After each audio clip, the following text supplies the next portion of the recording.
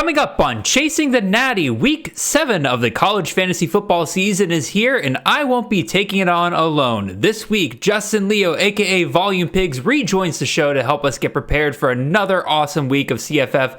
As always, we'll be giving you a couple of players at each of the main positions that we are starting, a couple of whom that we will be sitting, and then we'll finish up with some fan-submitted start-sit questions. We've got all of that and more coming right after this.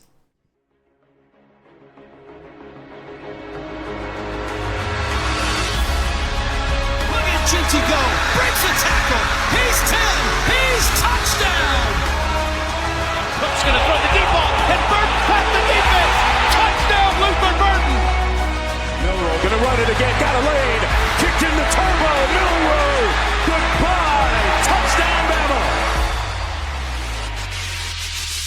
This is Chasing the Natty, a college fantasy football podcast.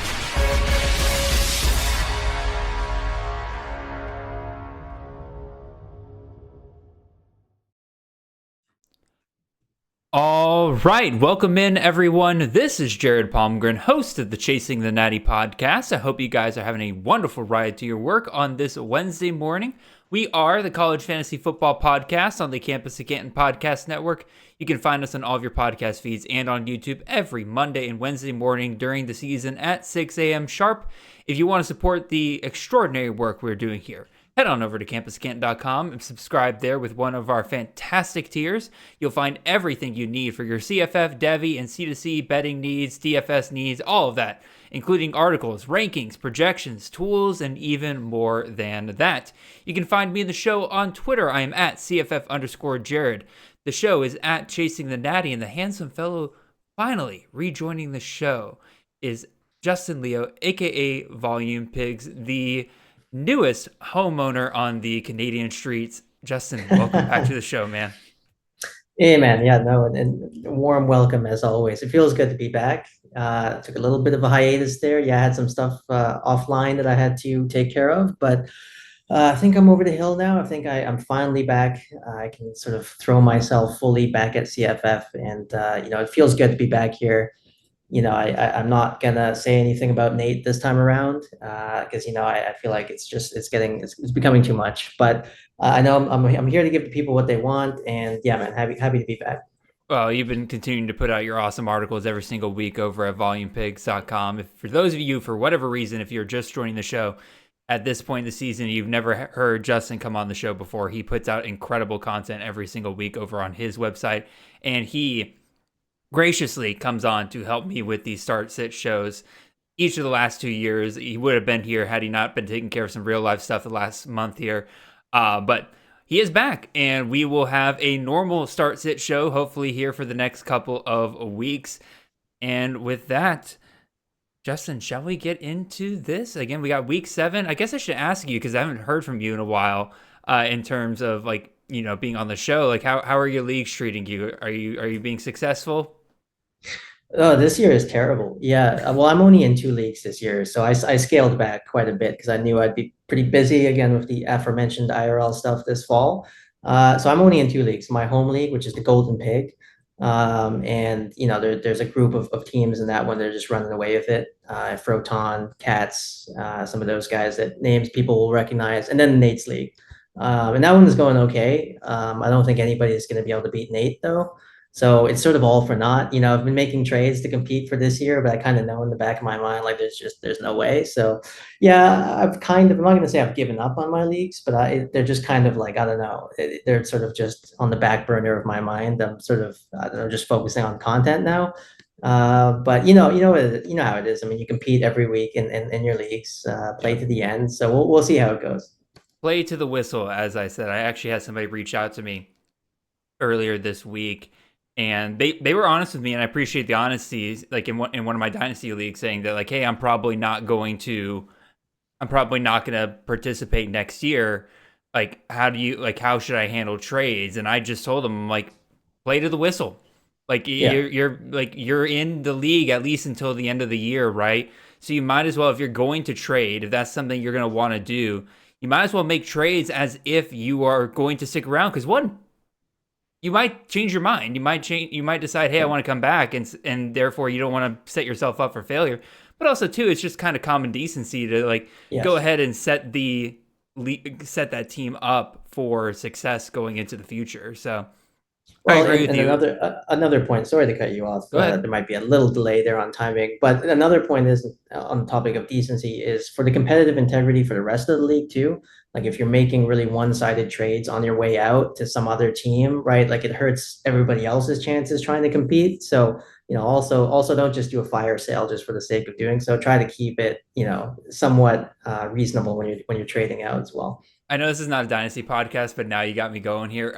I'm not totally against teams that like know they're not going to make it, like having fire sales on like seniors and stuff like that. But I agree with you on the fact of like make sure that they're reasonable trades, right? Yeah, that's the point. Yeah, like make sure that you're getting something back. Don't just sell them for as cheap as possible just to get rid of them, right? And exactly. you're not doing yourself a favor. You're not doing anybody else a favor by doing that. So Yes.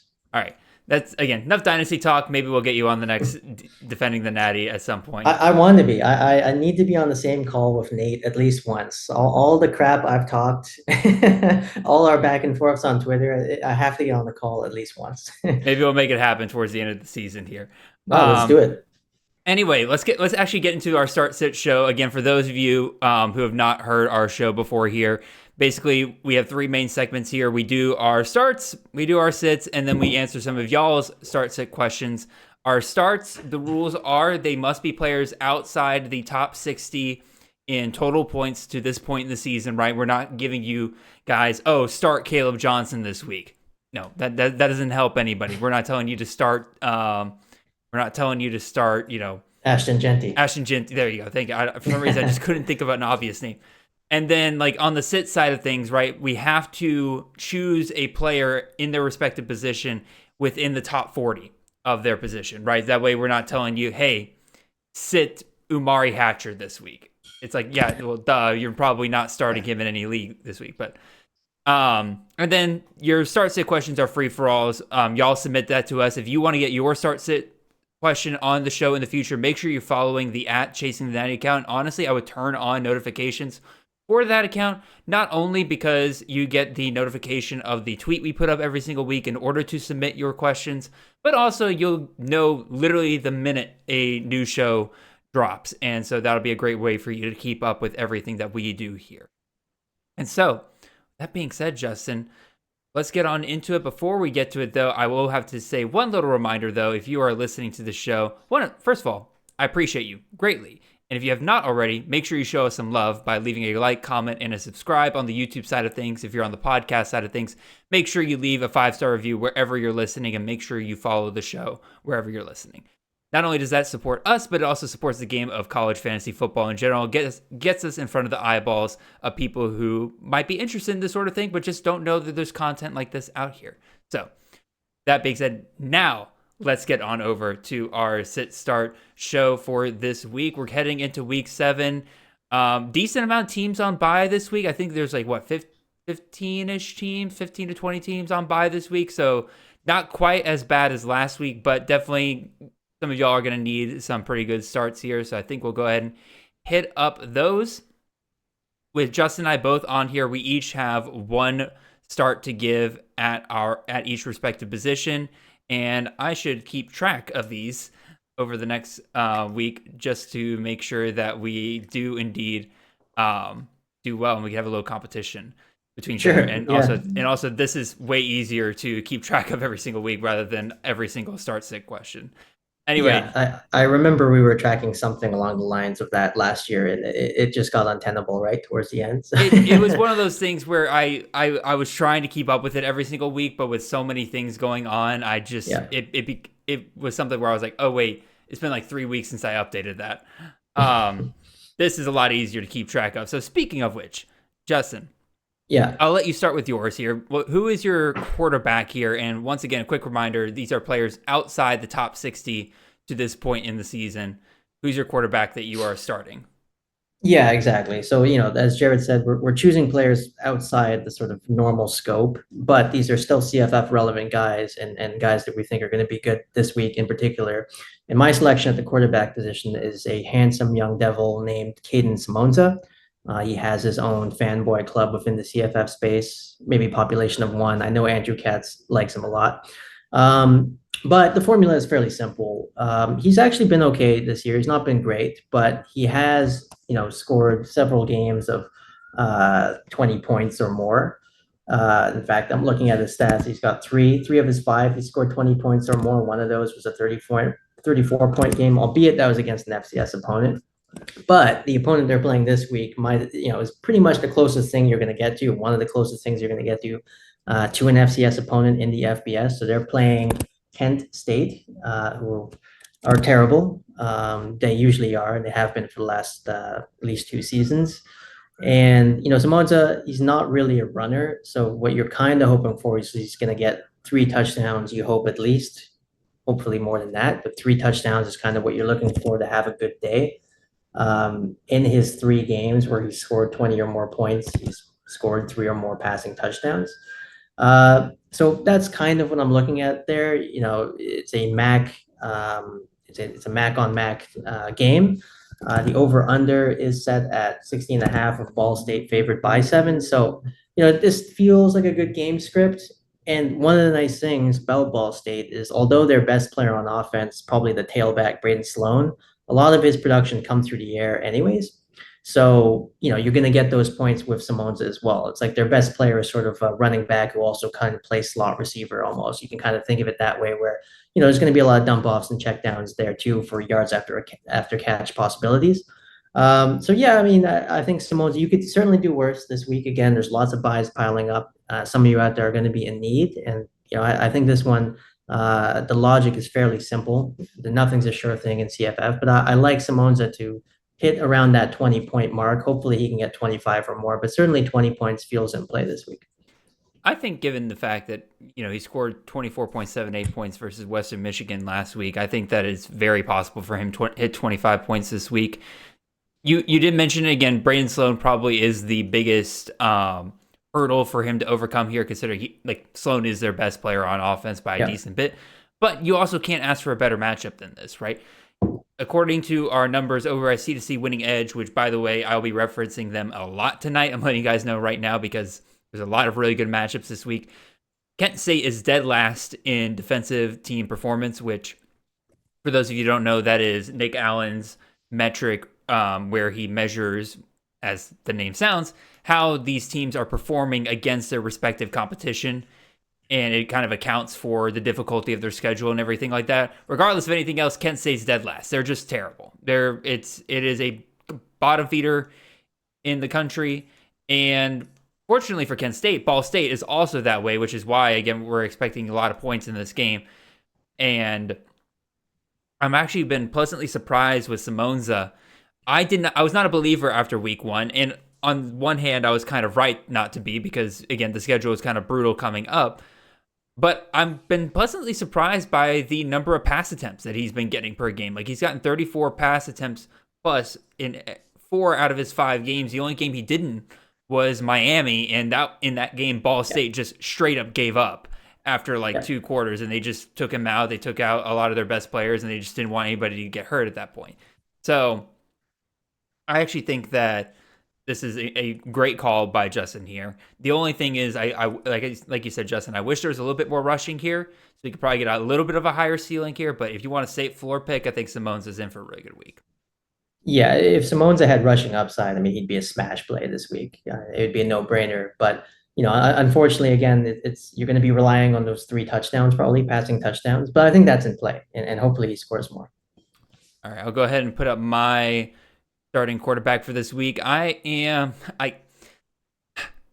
week I hit a dud when I said I called for the Jalen Raynor resurgence, and that did not happen. In fact, that game was way lower scoring than I ever anticipated it being. But I'm going back to the well again. I'm gonna go with another quarterback that's disappointed up until this point in the season, definitely outside the top 60.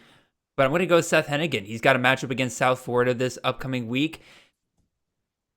boy, Hennigan, it's been so dang frustrating with him because the touchdown equity is just not here for Hennigan this year. He's currently 30th in the country in passing yards, which is definitely a step back from where he was last year. I think last year he finished 6th in the country in passing yards, so they're clearly not passing as much, but he's 60th in passing touchdowns. He has not had 2 or more passing touchdowns in a single game so far. In fact, last week against Middle Tennessee, he had 0.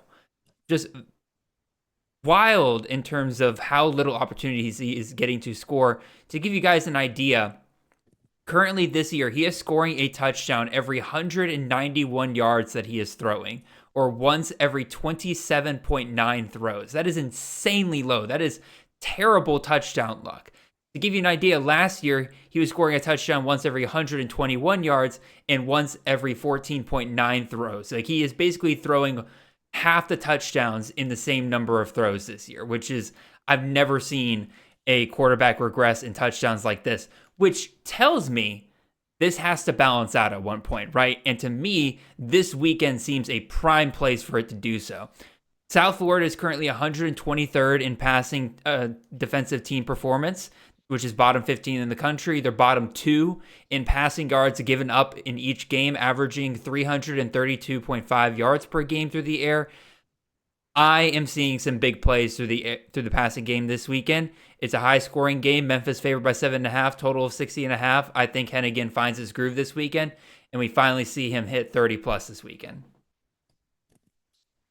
Yeah, I mean, I think it's a good call. Hennigan, such a perplexing player this year. He's always been, or at least it feels like he's always been for the last couple of seasons, sort of a consistent quarterback asset. Never great, but always good, always solid.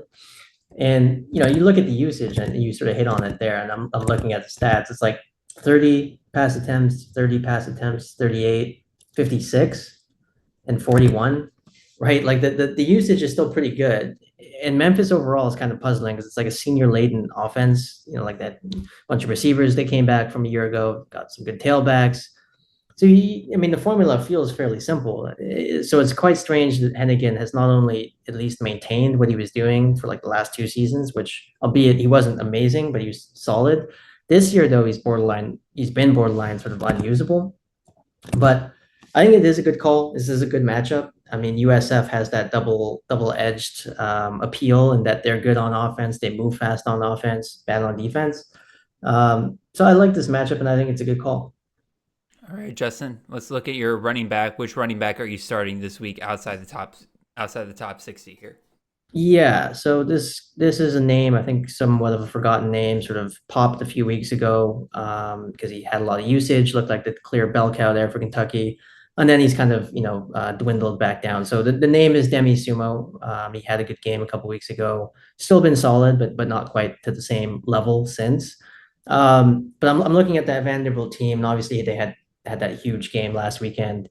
But this is the cruel sort of cycle of college football. Momentum, it sort of swings up and down. And just like Alabama had a big game the weekend before, come out flat this prior weekend, I'm thinking sort of along those lines that something similar might happen with Vanderbilt, albeit they're not, the same sort of position of an Alabama team. But big high the weekend before. I think in this weekend, going into sort of a sleepy matchup with Kentucky, Kentucky might be able to catch them sort of flat-footed. And if that happens, I think there'll just be lots of scoring opportunities for all of Kentucky's players. Again, this could go the complete opposite way and just be a slugfest, but I don't think that's what's going to happen. And Demi Sumo, I'm not convinced that he's like absolutely the bell cow there because the evidence doesn't really support that, but he's involved enough. And this could be a game where Kentucky just has the lead and just sort of slowly strangles Vanderbilt in the second half via the run game and tries to just keep them out of the game, keep Pavia out of the game. So I'm looking at Sumo as a potential sort of, I don't know if I'd call him a hidden gem, but as a callback for a few weeks ago, I think some people probably forgot about him. He's probably available on the waivers now. If you're looking for a plug and play option, you could do worse, I think. No, he definitely is still available on waivers. He's currently rostered on 10% of rosters. There you go. And I think, again, you're kind of nailing it on the head here that at least if you're looking at what Vegas has given us with the numbers right, Kentucky's favored by 14. They're playing at home. The over-under on this game is 45.5. So Vegas is expecting a bit of a slugfest here, right? That very much benefits the likes of Demi Sumo. Now, I can't remember. Have they said that Chip Trayanum's supposed to be back this week or next week? I don't think they've made an official announcement, but it is kind of getting right around that time. And maybe Yeah, he doesn't come back at all this year. Maybe he's one of those guys that's quietly redshirting throughout the rest of the year. But that is something to kind of keep an eye out here. Jason Patterson should be back as well.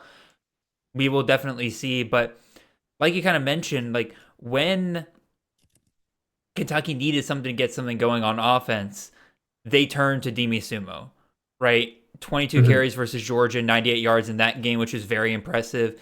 Against South Carolina, when literally nothing else was working on that offense, Sumo was doing well, 17 carries, 70 yards in that game. A little bit less usage against Ole Miss there. Again, 11 carries, 47 yards.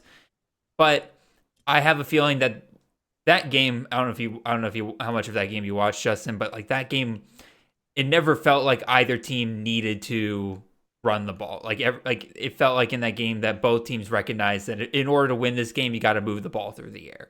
So I think both teams kind of, even though it's a relatively low scoring game, they're 20-17.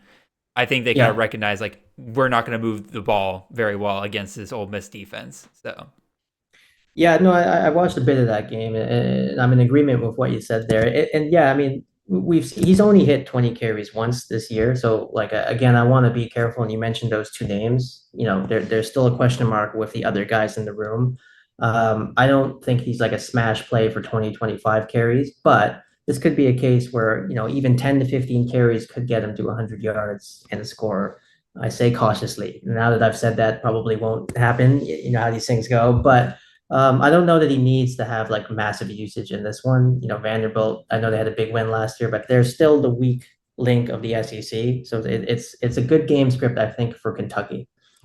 yeah, the one thing I will maybe caution a little bit is that when you look at the team performance numbers here from C2C Winning Edge, Vanderbilt does have a weakness on defense, and that is through the passing game, where they're 116th in passing defensive team performance, but they're 48th in the country versus the run.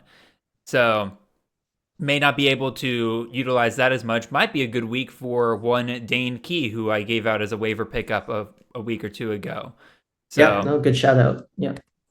even still, let's move on to my running back here. You're talking about you don't think Sumo is a lock for 25 touches per game. My guy here, Rasul Faison, basically. Faison, I'm not sure. Yeah, I'm not sure. Regardless, he's locked in for 25 touches, I think, this week. Yeah. This is a guy that is still pretty widely available in a lot of leagues that is basically a late season volume pick here, right? He didn't start off the season this way, but over the last 3 weeks, we've seen Utah State very much shift their offensive focus to making sure Faison gets the ball here. 19 carries versus Utah or against Utah, 27 carries versus Temple, 26 carries versus Boise State, 109 plus yards in every single one of those games, a touchdown each of the last 2 weeks. Very much, if you just want to play for volume, this is the guy to go for. And a couple of things did kind of give me pause a little bit at first. One, UNLV's favored by 18 in this game. So at first I was like, oh, well, game script may not help him. That didn't matter the last 2 weeks when Utah State was getting blown out by Temple and Boise State. They still found a way to get Vice on the ball 27 or 26, 27 times, right? So I don't think that'll change this week here. I did look in UNLV's team defensive performance against the run is actually 39th or excuse me 54th in the country, which isn't elite or anything like that, but it is also better than I was kind of anticipating. But I went and looked at UNLV and what they have faced so far this year, and according to Fantrax, they're 76 versus RB so far this year. And I even question how well they really are, considering they've only faced real RB1s twice so far, right?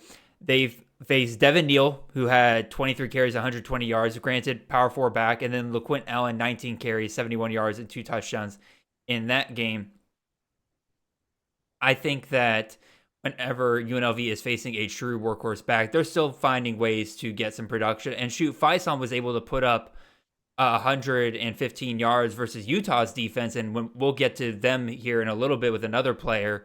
with one of my sits, and they're elite when it comes. They're borderline elite when it comes to their defensive performance against the run. So I have no problem with Faison as a start this week. I think he's pretty widely available. Love him. Yeah, and I think that's a good point that you made there too, that, although we're several games into the season now, we still have to acknowledge the limitations of the sample size when we're talking about team statistics against the run and various defensive or offensive statistics. It is still sort of quite skewed, right? Most of these teams have played 5 games.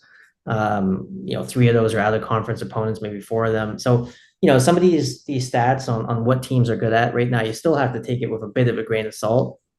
But with Faison as well, I think another point, and you kind of hit on it, with some of these guys who are such high volume players, a lot of the sort of standard concerns that I normally have, I kind of ignore, although I'm going to contradict myself a little bit in a segment on one specific player later on. But generally, that's kind of my approach as well is even if they're going to be losing by a lot, as long as Faison's sort of a huge focal point of that offense, it's not a bad play, not a bad idea.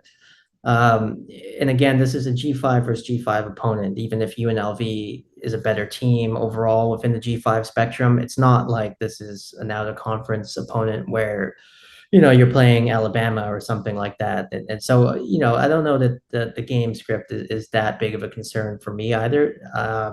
I think it's a good pick. I know the statistics that you were asking me in the pre-show is a sort of a cheesy pick. I know the statistics say he's not rostered too much right now, but I don't know. I think he should anybody where he's available. I mean, he should absolutely be rostered and picked up immediately because yeah, I mean it's quite clear he's taken over as the bell cow there.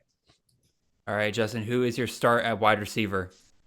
Yeah, yeah. So this one, I'm not sure what I should say. So as you know, I had Caden Prather originally there, and it looks like you put in and yeah, I'm sympathetic to the fact like you had to make the graphic earlier on, and that's what it's Oh, showing I just on the realized. You're screen. right. I totally just realized I never updated that. No, it's all good because They're like it on was my fairly part. no, not at all. It was fairly last minute. So for the people listening, I originally had my pick here as Caden Prather, Maryland's receiver, but there's some injury news. We're not really sure if he's going to be full go this weekend. So what I did at sort of very last minute was I swapped the name out, and the name I chose is Raylan Sharp, Fresno State, um, who play Washington State this week. So, I mean, Raylan Sharp is he's coming off a bye week, but before that, it was he saw 16 targets, I believe, which is, quite notable. Fresno State, that offense has been sort of an offense for the last 2 years where it's kind of, different guys each week who pop off. They haven't really had like one established guy who just for the entire season kills it. So that is a bit of a concern, and that might be sort of the case of what's happening this year too. But Raylan Sharp, who's an FCS transfer, this is his first year with Fresno. I can sort of convince myself with this line of thinking, well, it's his first year. It took him a few games to sort of get his footing. Now he's sort of ascending. We can maybe ride that wave. 16 targets last week. What's he going to do this week? I don't, the matchup doesn't really scare me. I mean, Washington State, former P4 team, I still think of them as a P4, but one of the sort of lower end P4s. And I don't think this is going to be a terrible game for Fresno State's players. At the very least, they should be trailing, which is actually good for the receivers. So Raylan Sharp, again, it's a pretty simple formula. I don't know really what to expect with his volume this week, but he has been sort of ascending in his role. And if that continues, then he could be in for, a really nice game this weekend. I love this call out. This is a game that you absolutely should be taking advantage of if you're looking for some guys to start this week. Because even outside of Sharp, right? I know Delana and Moss are both rostered. If, Oh, if yeah. you have them, I'd be starting them. Any of the Wazoo receivers, like I would be trying to find ways to incorporate them because this is gonna be a high scoring game. Again, over under 61.5 here. I will caution slightly on the 16 targets versus UNLV there. Again, Fresno got absolutely blown out of the water in Yeah. this game, and so they were forced to pass in order to keep up. So I think there's a bit higher passing volume than necessarily we were expecting in that game from them. So I don't think we're going to realistically see 16 targets go Sharp's way again, especially with Moss and Delana both out there, right? The other thing I'll kind of caution with Sharp is that of the 3 wide receivers for Fresno, he is easily the lowest ADOT of the 3. So if you're in a PPR league, I love the play with Sharp, right? Just get those receptions. But if you're looking for consistent production per catch, probably not the guy you would love to go with there. But regardless, this is a fantastic matchup to take advantage of. I think this is a great call out. And honestly, I like it better than your Caden Prather pick, even if Prather was out. Well, so it worked out well for me there. Then I guess luck from the CFF gods. I'm going to stick in the Mountain West with my pick here. I'm going Justin Lockhart, wide receiver out of San Jose State. They get a matchup with Colorado State this upcoming weekend. That game, I'll be real, the over-under is a little lower than I was expecting, 56.5, considering that, Colorado State was able to push Oregon State into the 30s last week. I mean, granted, the game did go to overtime, but, they both scored 30-plus in regular season, or regulation. That's the word I'm looking for.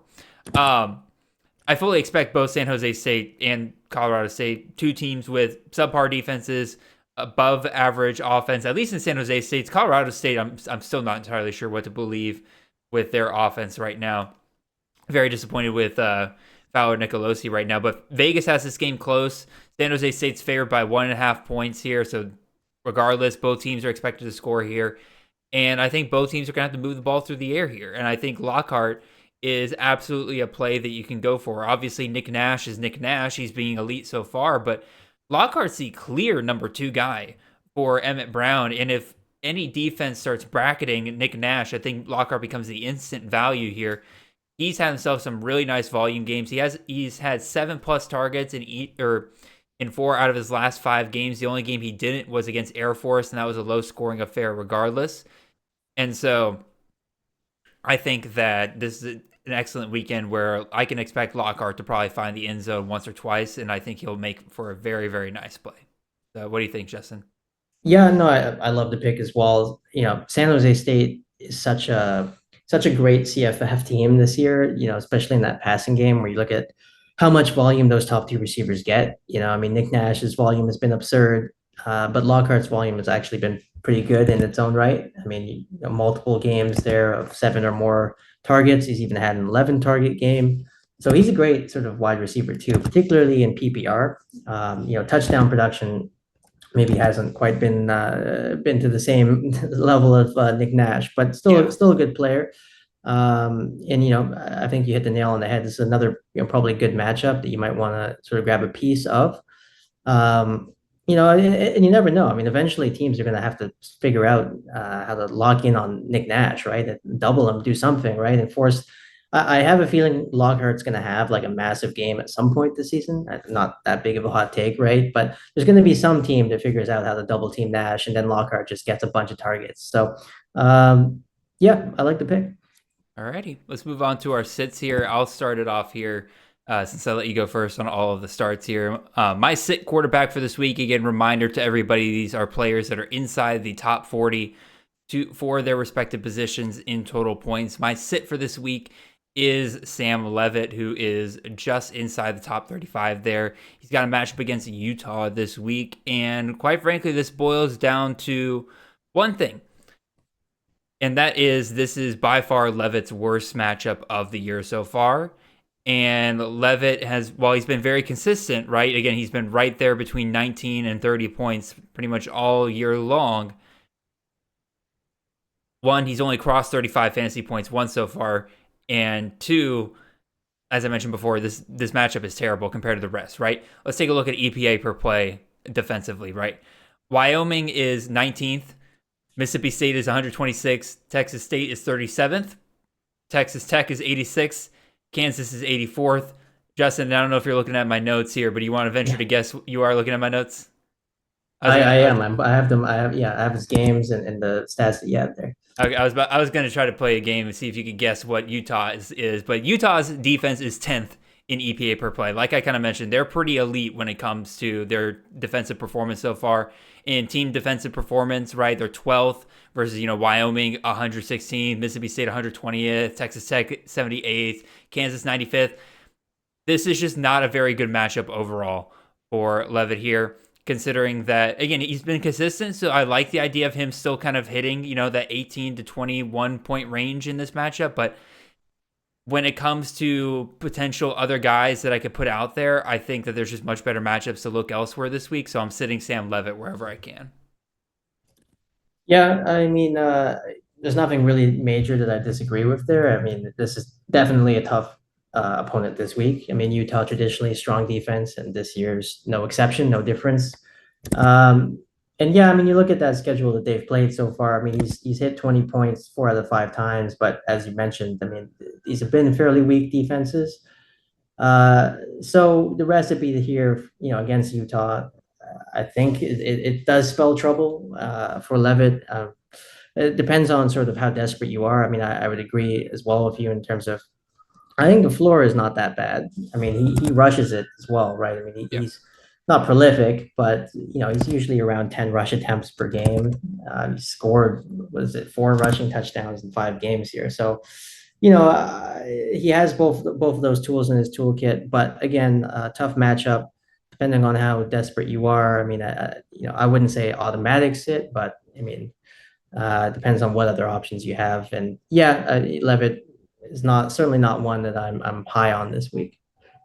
All right. What about you? Which quarterback are you sitting for this week, Justin? Yeah, well, so this is a slightly bigger name than Levitt, and has been a disappointing player this year. Is Oregon's Dylan Gabriel. Um, in fact, I mean, really all of the top sort of first round QBs in CFF this year have kind of been disappointing, strangely enough. But specifically on Gabriel, this is going to be a great game this weekend as a college football fan. But for CFF assets on Oregon, playing against Ohio State this weekend, that's going to be their toughest defense, probably by far, that they've played so far. Oregon hasn't exactly been fantastic to start the year. I mean, in close games of Idaho, Boise State, they had 2 special teams touchdowns to overcome Boise State, but that was another strange one. So I'm currently not really sure what to make of Oregon. Some things haven't quite happened there that I expected. Evan Stewart, for one, he's kind of been missing, and Dylan Gabriel's really sort of taken a step back, which has been a surprise. Um, and yeah, I mean, this is going to be a tough game. It's going to be a great game, but I think it's going to be a tough game in terms of trying to score on Ohio State's defense.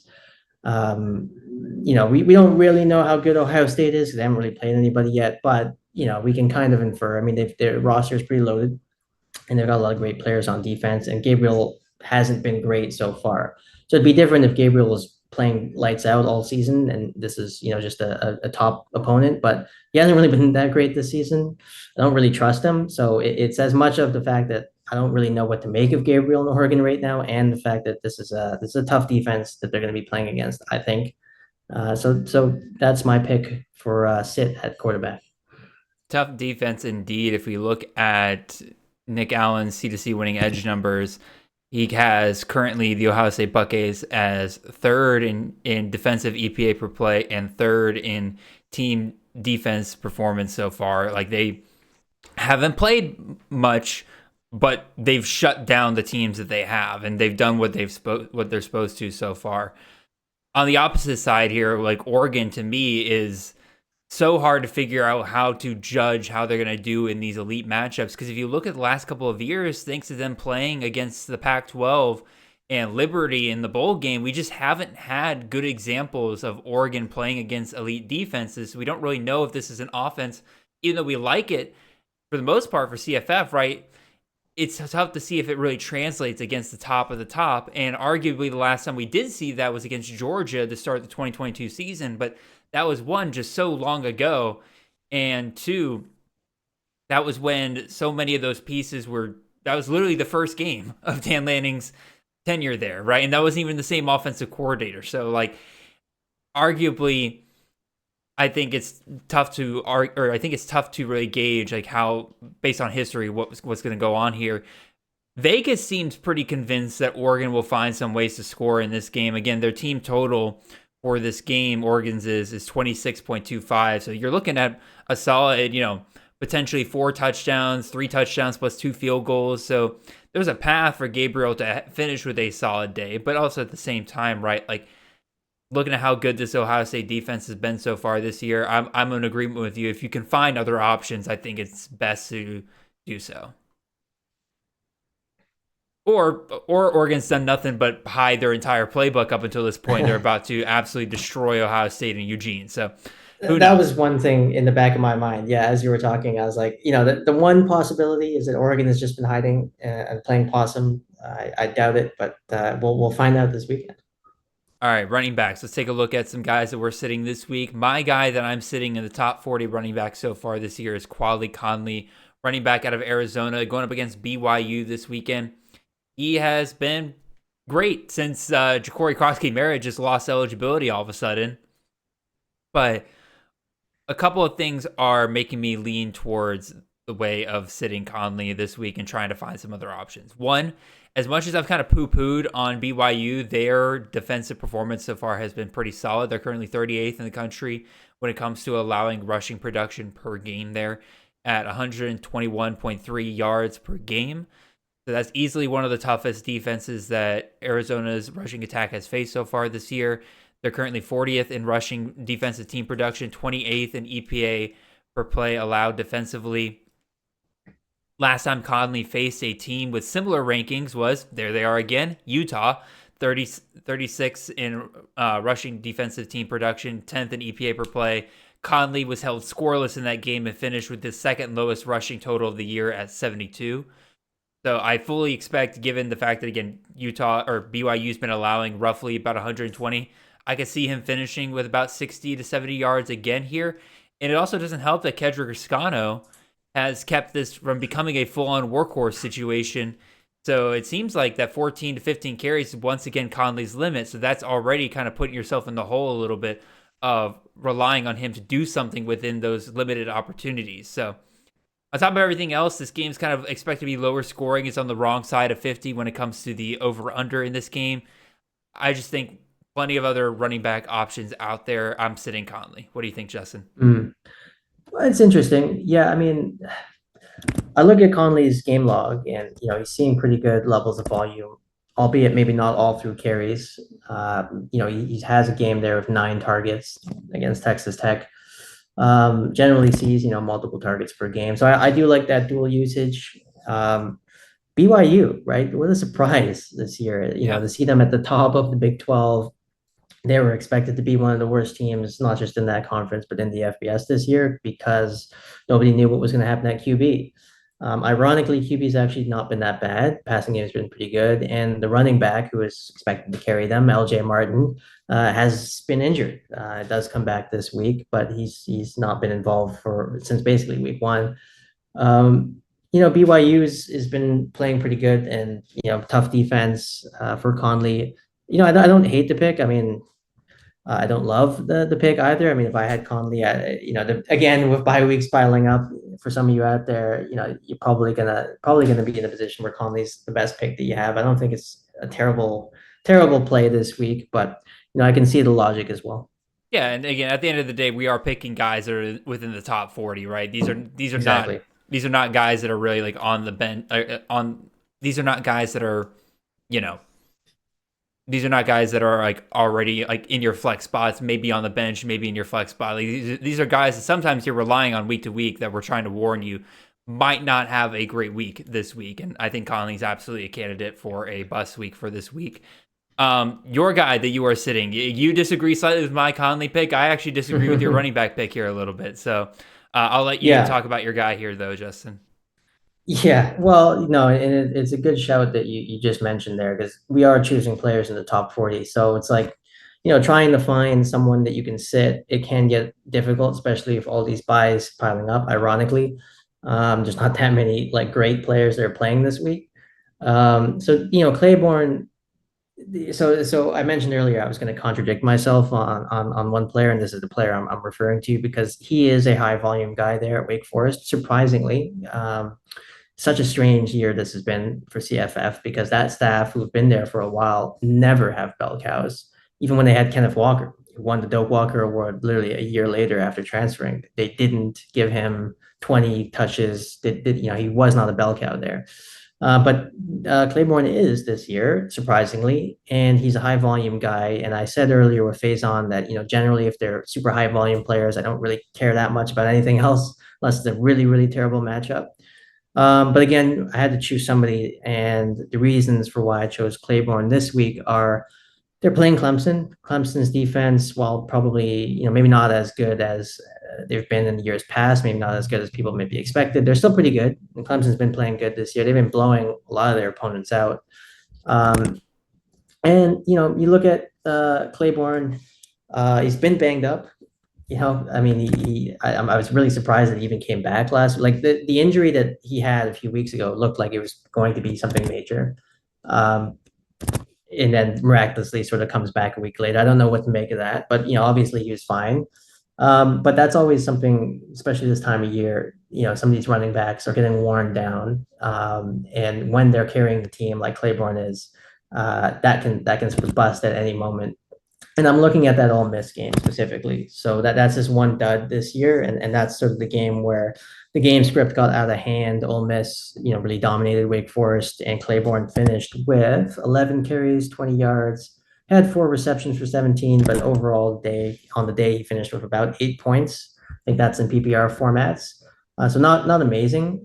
And that is kind of the game I'm looking at as well. If this goes wrong, and Clemson's been blowing out a lot of their opponents this year, it could resemble something along those lines. It could also go the opposite way and blow up in my face spectacularly, where this could just be the perfect game script, and it's just the back and forth sort of nail biter. But you have to pick somebody, and that's this is one where I'm thinking, okay, there is bust potential here, not huge bust potential, but I can see it getting going sideways. I can see a scenario where that can happen. I think the blowout scenario is one to watch out for here, right? I think you make a valid point there. Here's the deal. You talked about Clemson's defense not being as good as it was in years past, right? Let's look at their rankings, right? They're 67th in defensive EPA per play. They're 60th in rushing defensive team performance. Basically dead middle of the entire country, right? So perfectly average. But perfectly average is good enough to keep some of these running backs that they have faced so far into productive days, right? Let's take a look at some of the running backs they faced so far. Nate Frazier, week 1 with Georgia, 11 carries, 83 yards, and a touchdown. Next week, Anderson Castle gets 7 carries, 80 yards, and a touchdown versus them. Kendrick Raphael, an NC State rushing attack that has hardly done anything so far this year, 10 carries, 90 yards, and a touchdown in that game. And then Micah Ford, the true freshman running back out of Stanford, 15 carries, 122 yards, and 0 touchdowns. This is a defense that is prone to some explosive plays on the ground. And Damon Claiborne thrives on that. He has had plenty of long runs so far this year. And I think that this is a scenario where he can show up again.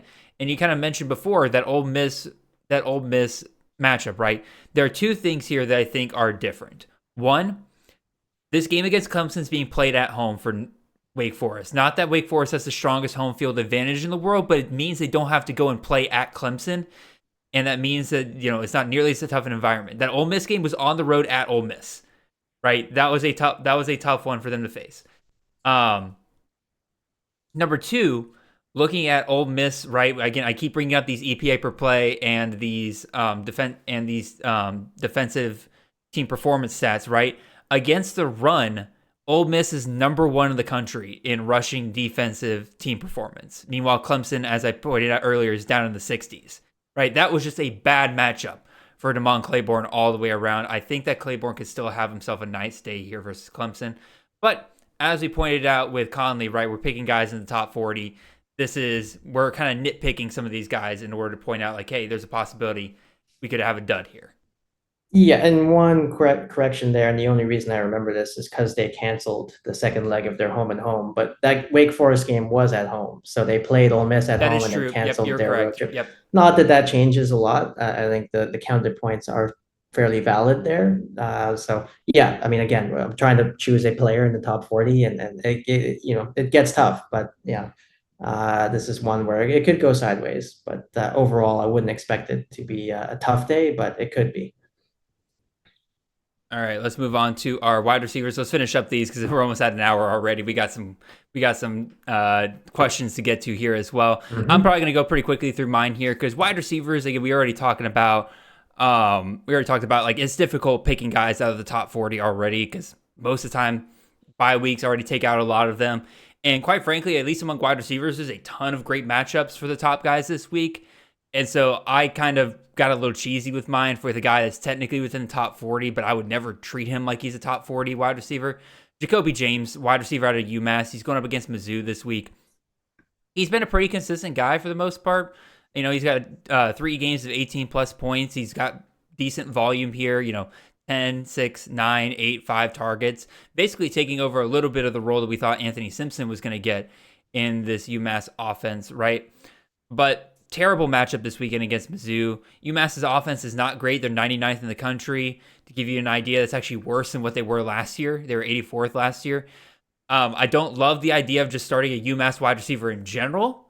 I love it even less so when it's against an SEC opponent on the road. And I love it even less so when it's against a Missouri team that just got absolutely spanked last week, and they're going to be looking for blood this week. So I don't think James is somebody that, even though he's in top 40, I'm willing to start. Maybe y'all listening are sitting here being like, Jared, I wasn't planning on starting him either, but maybe you were. I'm telling you, I think UMass gets absolutely destroyed this weekend. Justin, you have any quick thoughts on that, or do you want to get to your guy?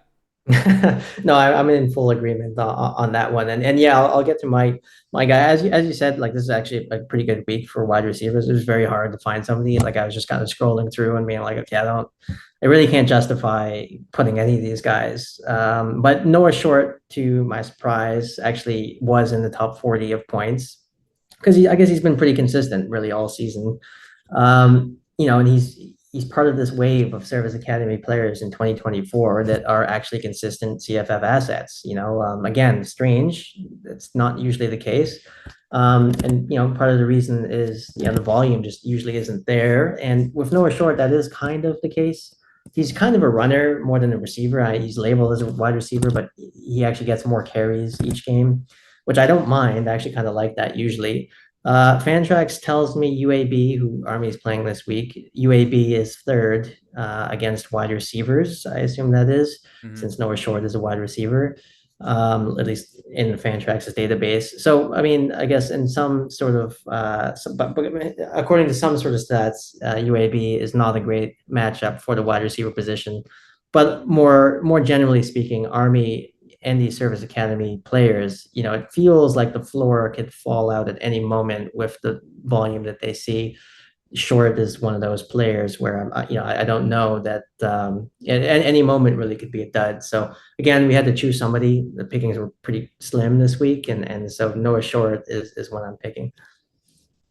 These skill position players for Navy and Army are just absolutely breaking my CFF brain. Like on paper, this volume, this efficiency, none of it should be sustainable at all. But it just has been through the first 5 weeks here, and it's been driving me absolutely nuts because I'm like, everything tells me that, like you said, the bottom's going to fall out here at some point. And here's the thing: we've seen that before with Army players, especially, like where it looks like, all right, this is the main guy, and then just out of nowhere, they just stop using him like they had been in the past. I can't remember some of the guys in the past, but you can go and look up some of Army stats in the past couple of years, and you'll see guys have really strong beginnings.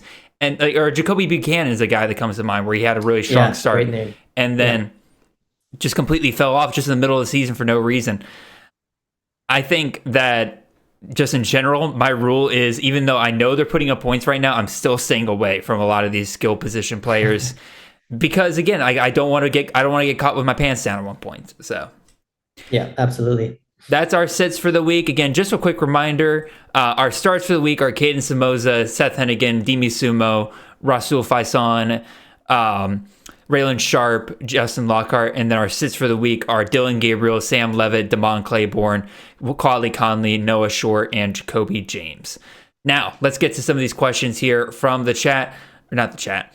I'm so used to the stream. It's questions from our sit start post that we put on Twitter on the @ChasingNetty account. Once again, go make sure you're following that account if you want to make sure your questions get put on the show here in the future. Let me put our little tokens up on the board, and then we can get started with this. So Justin, our first question here comes to us from Mr. CK at CoPeeps on Twitter. He has asked us to start one quarterback in a 6-point passing touchdown league between Bryson Daly going up against UAB, or we can go with Jordan McLeod going up against Arkansas State, or we can go with Devin Dampier, quarterback out of New Mexico, going up against Air Force. First of all, before we get too far into this, CK, are you sure there's not a way that you can get multiple of these guys into your starting lineup? Maybe this is start one quarterback league. I don't know. That's what I was thinking. Yeah. But like, woof, this is quite the choice here. But Justin, your thoughts between these guys here. Who are you starting among these three? Well, yeah, I mean, the immediate name that sort of stands out to me is Jordan McLeod. He seems to have been the most consistent of the three throughout the season. And I know we just talked about these Service Academy players, but Bryson Daly as well has been a consistent player for Army. Particularly, he gets a lot of rushing usage. In this UAB game, I think they're favored by like 20 plus points. 25 like that. and a half. So, yeah, so it's like this is going to be another game where I think, possibly Daly has another, great sort of day. Mm-hmm. But it's just one of those things where it's like, again, in the back of my mind, like things could go haywire so quickly with these Service Academy players that if you're choosing one starter, and I think that's how it is in this league, you have one QB spot. That's a huge risk. Jordan McLeod's been really good pretty much all season. And that matchup against Arkansas State, that doesn't scare me. There's nothing really that sort of bothers me with that. I think Dampier is another one where it's like, okay, Air Force is, the problem with playing against Service Academies is you generally think they're going to shrink the game because they're running it so much. But, Air Force this year hasn't been, hasn't really been a dominant defense. No. And so, this is a matchup again where similar with McLeod, similar to really all three of them. I mean, the matchups are actually all pretty good. So I don't know. I mean, you're sort of just picking which one you feel the safe. At least I'm doing that. Which one I feel the safest with. And I think I'm going to roll with McLeod. He's been pretty good as of late, especially. And I don't know. I feel the safest about him because we know, I guess, more about him. He was good last year. He got drafted in most leagues this year. Whereas the other two, like, I like Dampier, I like Daly, but certainly with Daly, it's a little more of a wild card. Dampier, I like as well. You're asking us to pick one, so I'm going to go with McLeod. I think Dampier is probably the easy sit among these three for me. Again, his team total for New Mexico is the lowest of these three at 29 points versus both Texas State and Army are close to 40 points with their team totals. And so 10 points less, might as well sit him down. Lowest over under of these three teams as well. So I figured, I'll go ahead and sit him. McLeod and Daly is hard, and it's maybe made even harder by the 6-point passing touchdown deal. Here's what the tiebreaker is for me. Both of these matchups are phenomenal, right? Arkansas State's defense, they're 122nd in team defensive performance. They're 120th in EPA per play. UAB's not far behind. They're 119th and 116th in those respective categories, right? So it's hard for me to fully break them away from that. I'm actually going to lean towards Daly, and I know the end of the world is here. I'm actually planning on starting a Army quarterback here, but who's more likely, in your opinion, Justin, to monopolize touchdowns in this game, McLeod or Daly? Because Daly, we know for a fact they're willing to use him around the goal line, right? He's gotten 3+ touchdowns in each of the last 2 games, right? He throws throws balls down to Noah Short in them, right? Like, I could see it's easier for me to see 5 touchdowns come out of Daly than it is under McLeod, because McLeod, you got to worry about Ishmael Mahdi, who is looking for some touchdown regression of his own, right? Like he has been somebody that's been denied plenty of touchdowns. True. This absolutely feels like a game where they could get him multiple, considering that Arkansas State's terrible against the run. They're 118th in team defensive performance against the run there. So I think I'm going to lean towards Daly. I'm not just doing this in order to differentiate us a little bit, because I think it's very close between Daly and McLeod, but that's kind of my tiebreaker, especially since UAB is like atrocious versus the run, and that's where Daly's going to shine the most. So the ceiling for Daly is definitely higher. Like he could easily hit 50 points this week, but I just feel safer with McLeod. So, as the risk averse analyst, that's who I'm going with. But, I agree with a lot of what Jared is also saying. All right, let's move on to our second question here. This one comes to us from Mr. Rob Beatty at Beatty_74 on Twitter. He is asking us between two quarterbacks here. You guys loaded us up with some quarterback questions this week, so if y'all don't like quarterback questions, might as well stop listening right now. We got 3 of them this week. Rob wants us to decide between Mr. Riley Leonard, who's going up against Stanford this week, or we can go with Tyler Shuck, who's going up against UVA. It's a 4-point passing, non-PPR, in case you think in his words, in case we think that these guys might catch a couple of passes this week. So, Justin, you took the last one. I'll take this one here. I'm going to start Riley Leonard out of these two, and I'm going to sit Tyler Shuck.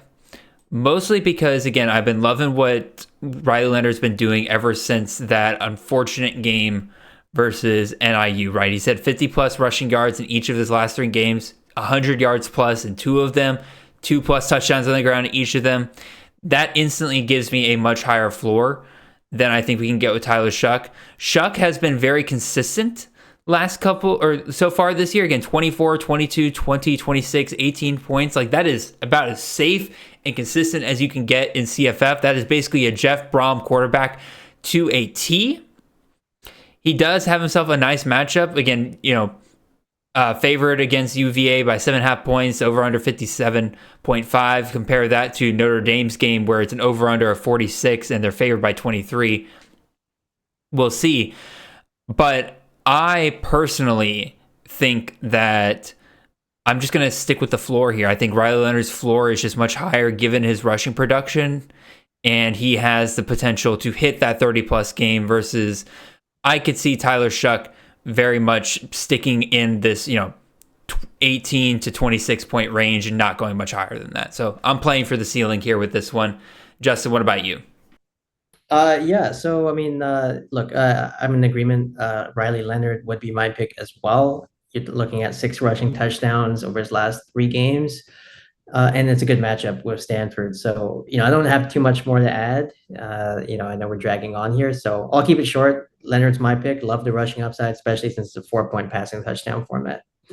Yeah, I agree. That definitely is kind of the big tiebreaker there. Because, again, if you look at Shuck, right, again, 4-2-2-2 or 4-2-2-3-2. Again, very consistent week to week. He's going to get some touchdowns through the air, but Riley Leonard the past couple of weeks has really kind of been taking off a little bit more on that front. So, all right, let's move on to our next question here. Actually, let me put our tokens back and then we can move on to our next question.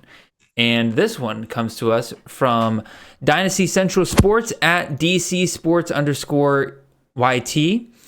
Go check out their stuff, I guess. They got another QB starting question for us here. Once again, you guys got some pretty insane quarterback rooms here.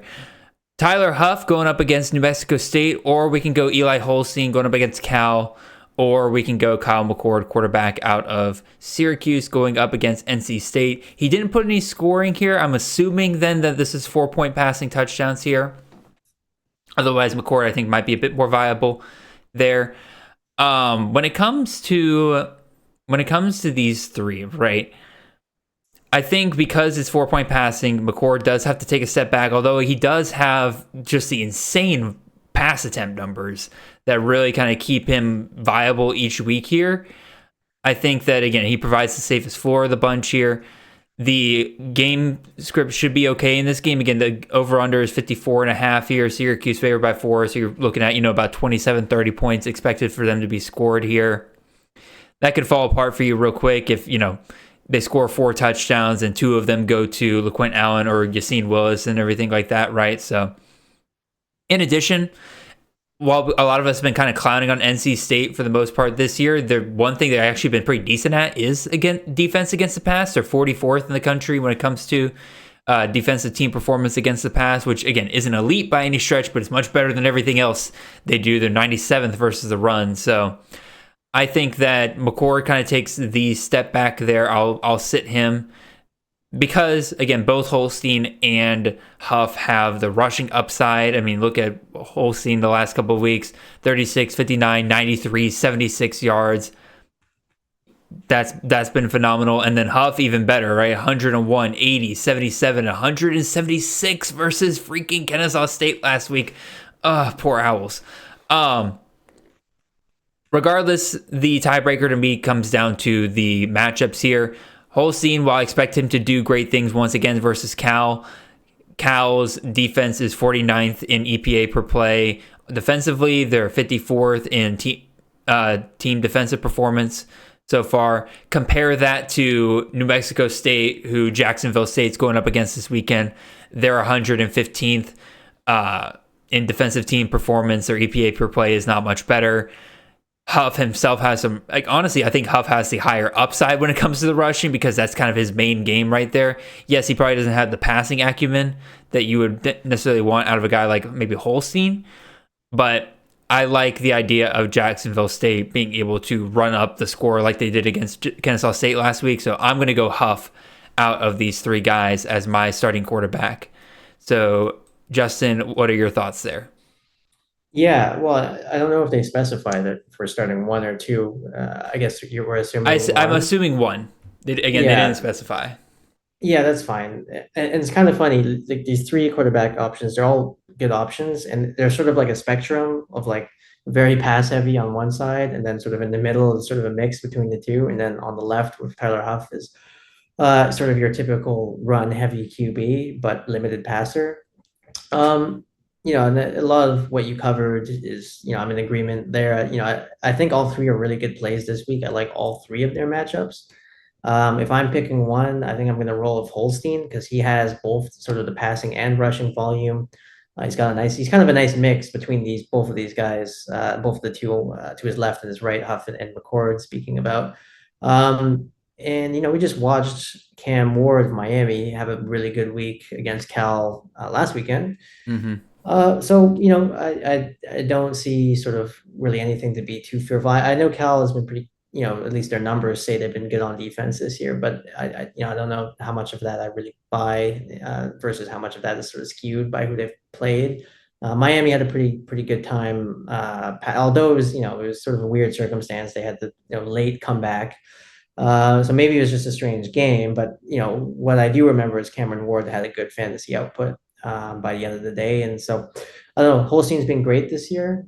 Really a pleasant surprise there with Pitt. They move really fast on offense, which has definitely helped them in fantasy. So I like that situation. I like that matchup. I'd be happy to start all 3, but I'll pick Holstein. Yeah, once again, we're being asked to pick between elite options in CFF this year with this question. So I don't blame you for starting Holstein here at all. Again, Vegas loves this game. Over under 59.5. Pitt favored by 3. Both teams expected to score in this matchup. They're not thinking that Cal is like a defensive stalwart at all. So I think that Holstein's absolutely worth picking up there. And you're talking about offensive pace. Pitt is currently actually 4th in offensive pace in the country right now. So yeah, no, they've been moving really, really fast. I don't think anybody would have won that bet during the preseason. No. So, all right, let's move on to our next question here. This one comes to us from Mr. Andrew Morrow at JungleBoy_DM here. He is asking us to pick between 2 running backs here. Jalen White, running back out of Georgia Southern, going up against Marshall, or Malik Sherrod, running back out of Fresno State, going up against Washington State here. Justin, who are you picking between these 2 guys? Yeah, well, it's a good question. Shout out to Andrew. I know he's a VP subscriber. Good to see him asking a question here. Yeah, I like both. So both of these guys are kind of similar. High expectations in the off season, rocky starts kind of to start the year, whether that be Jalen White with sort of up and down usage, or like Sherrod with sort of the injury. Um, but I think they're both back now fully. Last I heard, they're both full go. Sherrod's back fully healthy, ready to go this week. Um, and this question is kind of, it hits close to, I have both of them in my home league in the Golden Pig Invitational, and I drafted neither of them, which kind of speaks to a little bit about how their seasons have been going. Strangely enough, that they both hit the waiver. Um, Jalen White, we saw a nice glimpse last weekend of what could be. What we 20 had. what we had, really, yeah, 20 carries. He scored, I believe it was twice, at least once. Twice. So he had a good, yeah, twice. So he had a good game. I know he hit 20 fantasy points. Um, and it's just been sort of a strange, there's just the inconsistency there in terms of usage and what he's done with Georgia Southern. He started off the year. He actually had a good game because he scored a couple, I think 3 times, or at Three least times. twice to start. Yeah, 3 times to start the year. But it was a very strange game. He had a very low yards per carry, and it was kind of just a bizarre sort of thing. But last weekend looked a little bit more sort of standard in terms of, okay, his usage, his yards, and his scores. OJ Arnold is there, and he's a little bit of an annoyance. And then with Malik Sherrod, he's the guy who in the offseason the staff are pretty clear that they want to, he's their guy in the backfield. He's going to be a bell cow for them. And when he is healthy, when he has been healthy this year, that's been sort of the story. I mean, he's gotten pretty good usage, and when he's healthy, he had some good games there to start the year. Um, I think both of them are pretty good starts this week. I mean, Jalen White plays Marshall. They've been pretty bad so far. And then Sherrod, let me just look this up, plays Washington State. That's right. We were talking about Fresno earlier. That game, I mean, I don't know, it has a high sort of over under.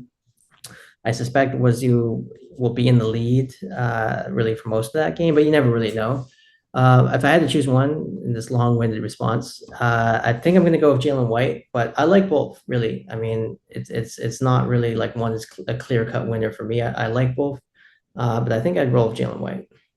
Yeah, this one's close, right? And you kind of nailed it on the head, right? It's very similar deals here where there's been some disappointment so far this year. There's reason to be questioning, like, all right, are we getting what we've gotten in the past here, right? I mean, Jalen White, I mean, shoot, he didn't average above 3.5 yards per carry until until not this past week, but the week before against Georgia State, right? We finally got what we thought we were going to get out of White this whole time. And I don't know if that's maybe he was injured to start the season and they just were being hush-hush about that. Finally was healthy against Georgia State, and this is what we're going to get moving forward. Or maybe that's the anomaly, right? You're kind of rolling the dice.